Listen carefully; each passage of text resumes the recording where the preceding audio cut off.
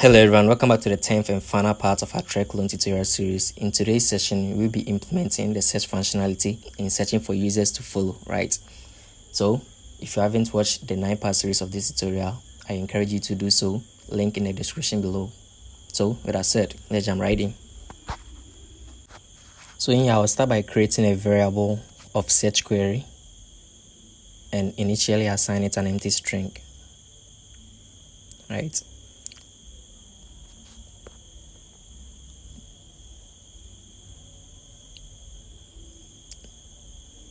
So I'll proceed by creating a function that will implement our search functionality, right? And the return type of that function is going to be a list of users, right? And the type is going to be our user model. So the function name over here is going to be search users, right?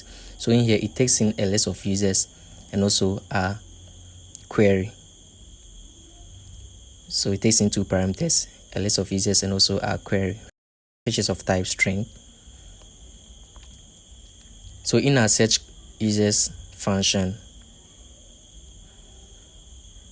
we are going to return the users. So it's going to be users.where, then, and for each single user,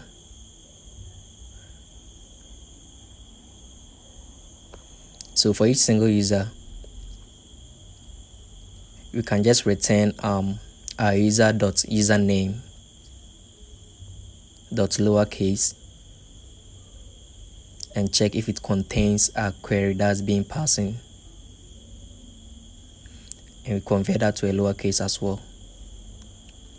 So finally, we can just convert this to a list, right? So this is the basic functionality in searching for users. We filter our user where the username is equal to the query being passing, right? So in here, let's create the search controller variable, right?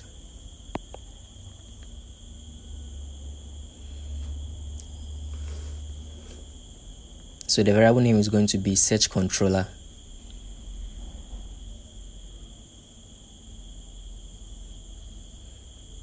Which is going to be of type text editing controller. There we go. So down in our text form field, we can just pass in our controller and give it our search controller variable. So over here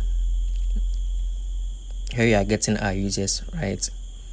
I'll be creating a variable of all users. So and that's going to be based on our users. So in here we will map. So users.map, we get an individual document over here.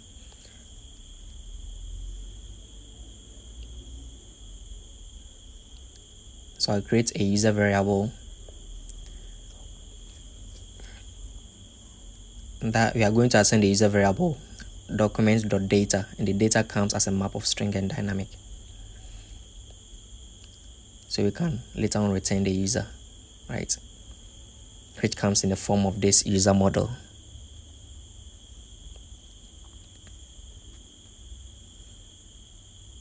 You can also convert that to a list as well.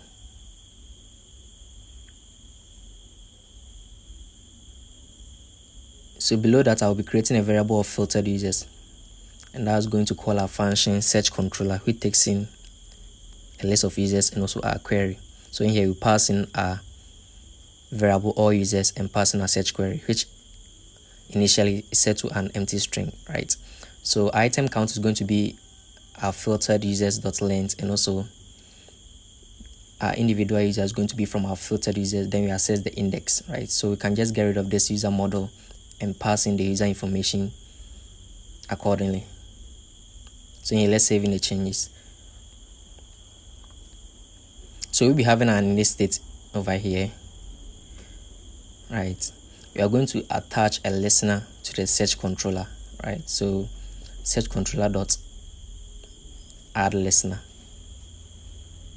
Then we can set state within this method, right? So setting the state, we will assign our search query the text from our text input, right? So it's going to be our search controller dot text. We assign our search controller dot text to the search query. So that's basically it. Let's give it a try. As you can see it over there. Hope you find this tutorial to be useful. Consider subscribing, like, and share the video as well. this is the end of the tree clone in Flutter.